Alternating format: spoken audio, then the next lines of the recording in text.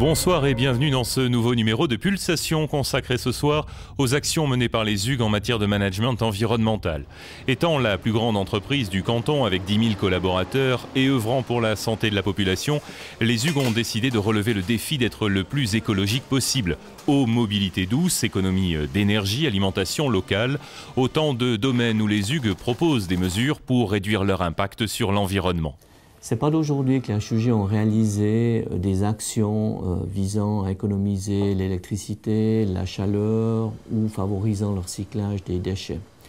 Aujourd'hui, les HUG ont franchi un nouveau pas en s'appuyant sur la volonté de chacun et la responsabilité de chacun à développer des éco-gestes.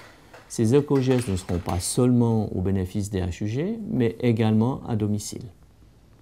Dans le cadre du management environnemental, les Hugues favorisent depuis plusieurs années la mobilité douce. Navettes gratuites entre les sites hospitaliers, abonnement au TPG à moitié prix, réduction à l'achat de vélos électriques, de nombreuses mesures ont été prises pour améliorer l'accès aux sites hospitaliers et encourager l'activité physique. Genève est une ville qui connaît de plus en plus d'embouteillages. Ensuite, nous sommes le premier employeur du canton avec plus de 10 000 collaborateurs, dont la moitié est frontalière, parce qu'il y a une crise du logement, parce qu'il y a une pénurie dans certaines professions comme les infirmières. Et puis, nous avons donc, en tant qu'employeur, décidé d'être acteurs et de mettre au point un plan de mobilité. Ce plan de mobilité prône avant tout la combinaison des modes de transport, parce qu'il n'y a pas une solution unique. Par exemple, nous mettons l'accent sur les parkings P+R, les park and ride, et en particulier sur le parking de Belle Idée, nous avons décidé de développer cette notion de park and ride interne. Nos collaborateurs se garent sur le parking, puis ensuite utilisent soit notre navette, soit les transports publics, soit un vélo. Ce plan de mobilité nous permet également de favoriser l'activité physique de nos collaborateurs, en prônant le vélo et la marche en particulier, et c'est dans cela que nous méritons largement le label Hôpital Promoteur de Santé. La combinaison des modes de transport, Pascal la connaît bien. Habitant Thonon, il utilise chaque jour le vélo et le train. J'ai choisi un mode de transport par le train parce que la voiture, la circulation et le parking, c'est quelque chose d'assez stressant. Depuis que j'ai choisi le train, je rentre chez moi beaucoup plus calme. Et puis pour compléter le train, j'ai choisi plusieurs fois d'autres choses, le bus. J'ai finalement opté pour le vélo. Il m'arrive parfois de prendre les TPG à Genève, sinon je mets le vélo dans le train et je finis mon trajet à vélo jusqu'à l'hôpital. Ça me permet de garder un peu d'exercice physique en même temps.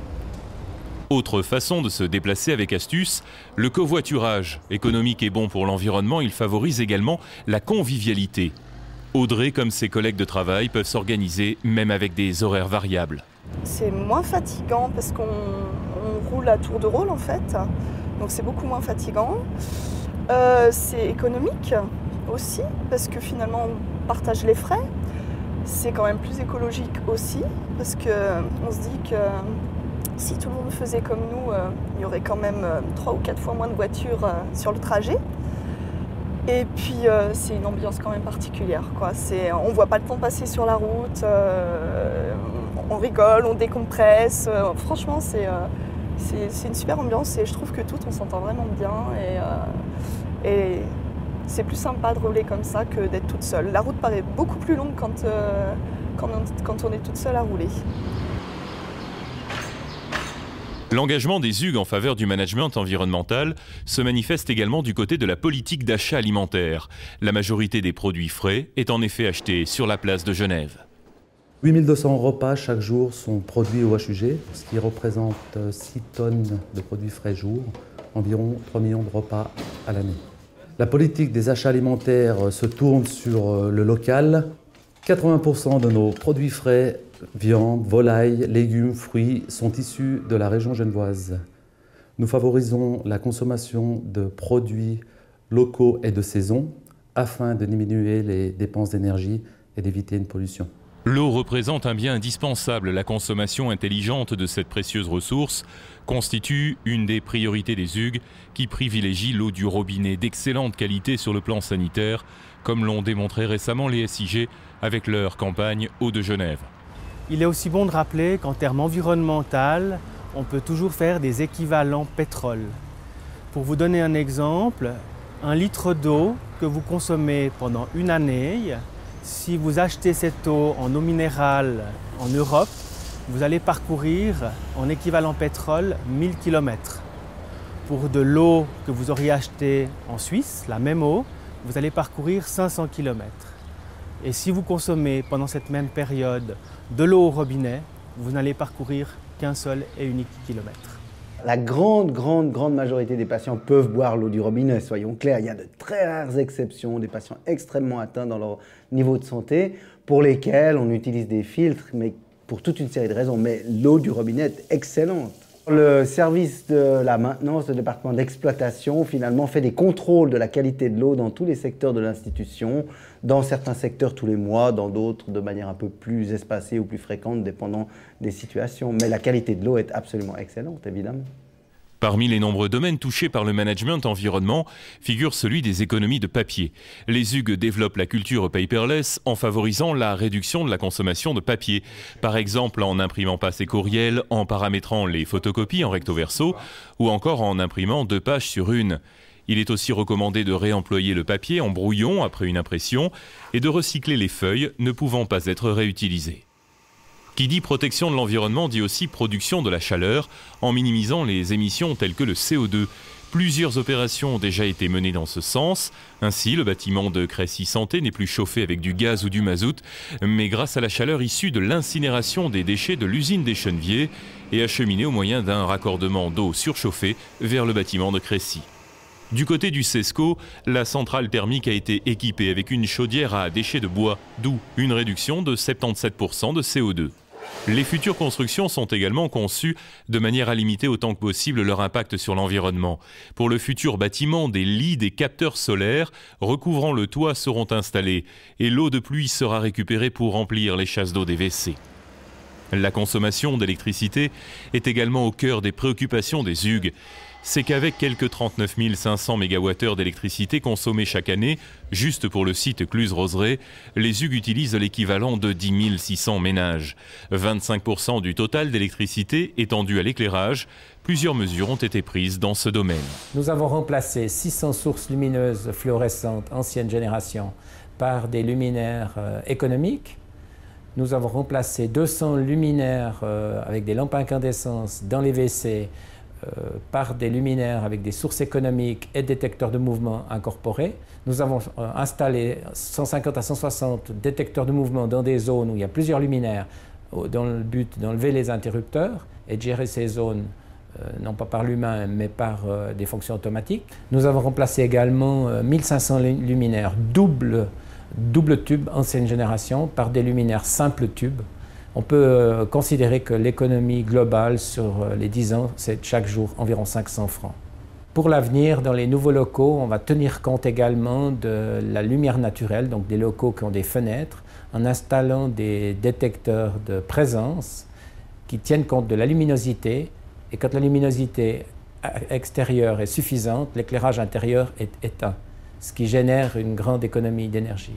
Aux Hugues, plusieurs initiatives individuelles ont vu le jour pour promouvoir les éco-gestes. À la pharmacie, diverses mesures ont été prises, telles que le développement de méthodes d'analyse de médicaments moins gourmandes en solvants, la récupération des déchets, le regroupement des commandes pour diminuer les transports de livraison, la mise en place de piles rechargeables à la place des jetables traditionnels ou encore l'acquisition d'une machine à café qui moule le grain. Alors en plus de sensibiliser nos collaborateurs, on fait aussi un travail auprès de nos fournisseurs, industrie pharmaceutique, en leur demandant notamment de nous livrer les médicaments dans des boîtes en plastique réutilisables plutôt que dans des cartons. Et comme vous le voyez, il y a un résultat assez intéressant qui a eu lieu.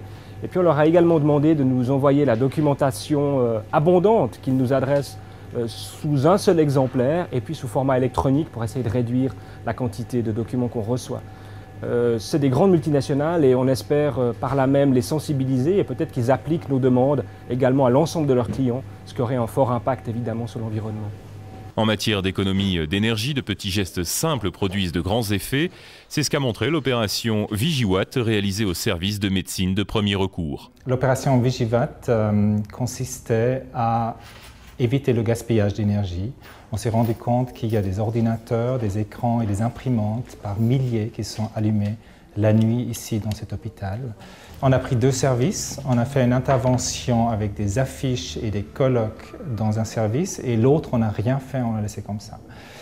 Et on a observé avant l'intervention que 50% des personnes laissaient leur ordinateur allumé et 90% leur écran et leur imprimante. Et après l'intervention, les écrans étaient seulement encore allumés à 20% et les écrans et les imprimantes seulement à 40 à 45%, ce qui représente environ une amélioration de 50% avec une intervention légère.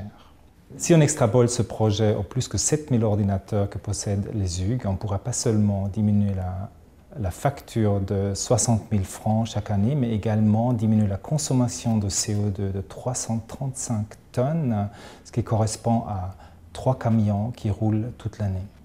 Pour compléter ces différents projets, nous avons lancé ce qu'on appelle un éco-bilan qui consiste à déterminer le cycle de vie, c'est-à-dire la consommation ou l'impact environnemental du début du produit, c'est-à-dire de sa fabrication, son utilisation et également les déchets qu'il produit en fin de vie.